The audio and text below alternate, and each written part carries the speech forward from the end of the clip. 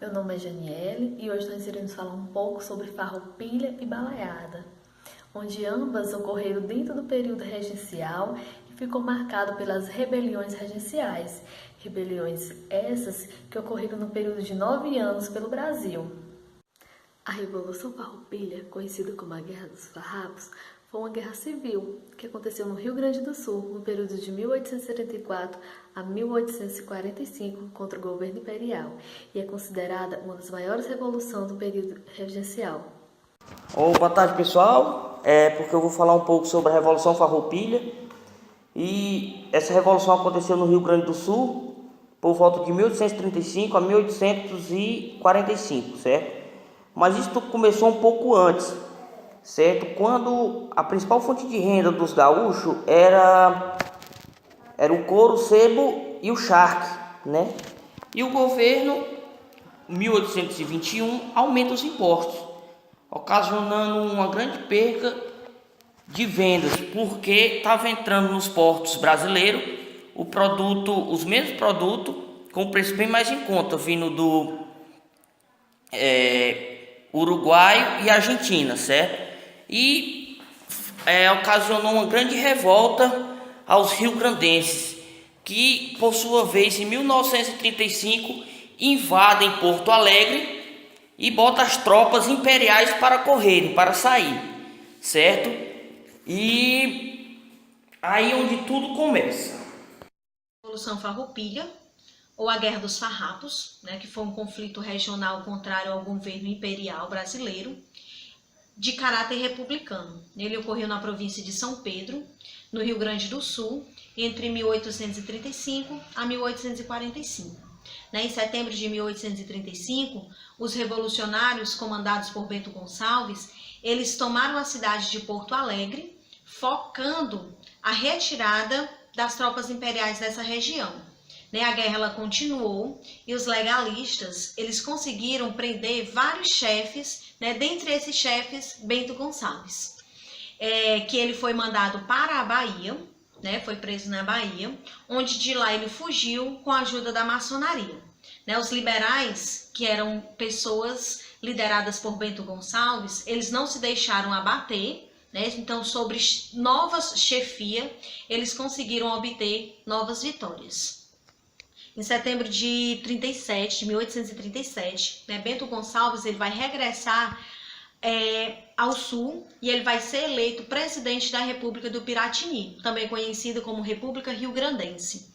As lutas dos rebeldes eram cada vez mais popular e com isso buscavam apoios também de pessoas de fora. Dentre eles nós vamos ter o revolucionário italiano Garibaldi. E quando o Garibaldi ele se alia a esse movimento, o movimento ele vai só se propagar. Em 1840, com a maioridade de Dom Pedro II antecipada, ele foi concedido a anistia a todos os revoltosos políticos do período regencial.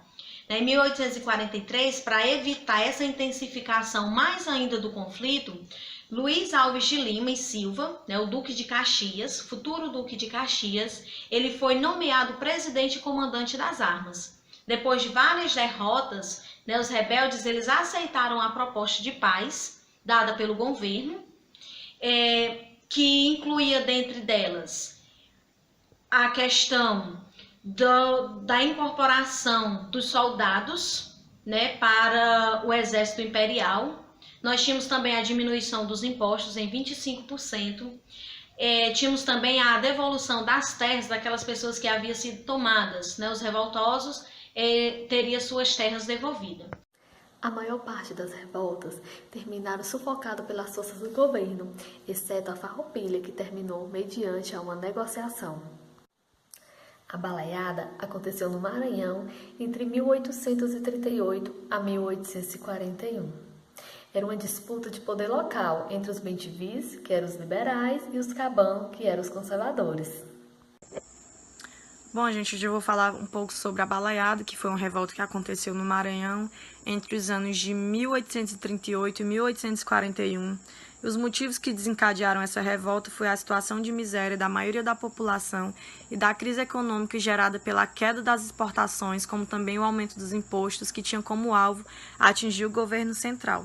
As regiões mais distantes do poder imperial também sofriam com a falta de autonomia política e o desinteresse dos regentes em resolver os problemas que assolavam a sociedade. Além disso, as camadas desfavorecidas sofriam com o aumento da violência e o autoritarismo exercidos pelas autoridades locais, representados pelos grandes latifundiários. O movimento recebeu esse nome de Balaios em referência a um dos seus principais líderes, Manuel Francisco dos Anjos Ferreira. Ele era conhecido como Balaios, porque ele fabricava esses cestos na região do Maranhão. Mas também a gente pode destacar o nome de outros líderes que tiveram uma importância muito forte para o desenvolvimento do movimento. Um deles é o Cosme Bento. Ele era negro e ele liderou cerca de 3.000 escravos.